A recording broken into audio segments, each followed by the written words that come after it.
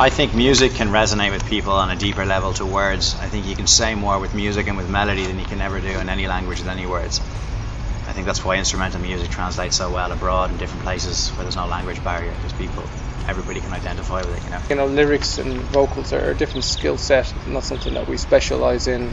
You know, to even get good words and good lyrics and make them work with the music is an art form all on itself, and it's not what we specialize in. So, as Neil said and James said, we just stick to what we do best, and you know, it's resonated with an audience, and we're very happy.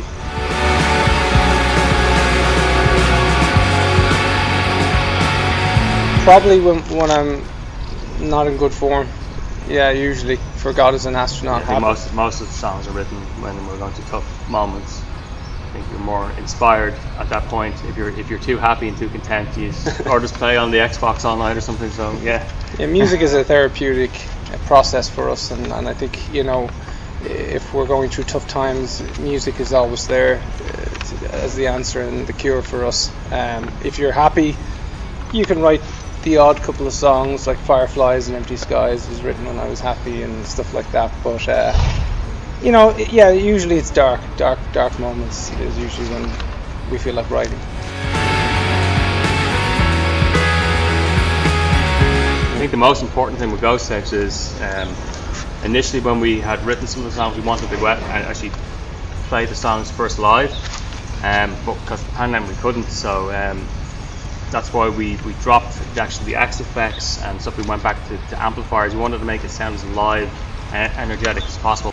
The most important thing at the show is the actual live performance, and that's what we wanted to bring back to Ghost Tapes. Most of it was actually recorded in one take live, so we wanted to keep that kind of energy, not make it too perfect.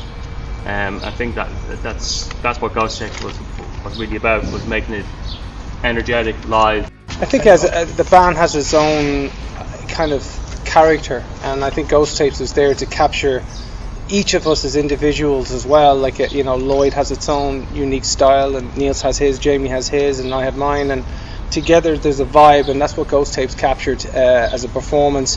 Musically, we wanted to write something that was a little bit, I guess, aggressive, and also, especially after Epitaph, we wanted to kind of get back up, moving in a kind of a direction away from kind of depressing and dark, really dark, you know, dirge kind of feelings that we had. And I think to us, Ghost Tapes was definitely a step kind of moving forward for us as well, but still with the anger and intensity that was still built in inside.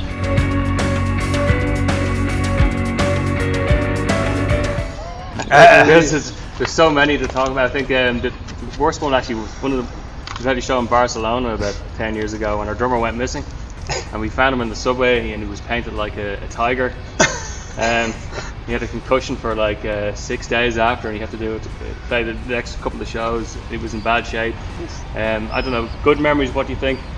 Playing New York, the Bowery Ballroom was a highlight for me. I remember playing over there in a pretty iconic venue and such a prestigious part of America, at least as far as the music industry is concerned. I think that was definitely a highlight. The first, for me, the lads had been over a couple of times before I came on board, but the first time over in the likes of Ukraine, for example, was very special, especially with everything that's happening at the moment. It's definitely an honour to reflect and to kind of think that we played there. We've had equipment robbed in the States, was a bit of a low for us. Obviously, you know, when Lloyd and Jamie had left at one point, was a low for the band as well. Highs, definitely playing with The Cure, Robert Smith in Romania was definitely a high for me. Bowery Ballroom as well. Playing in Pune, India was definitely a high.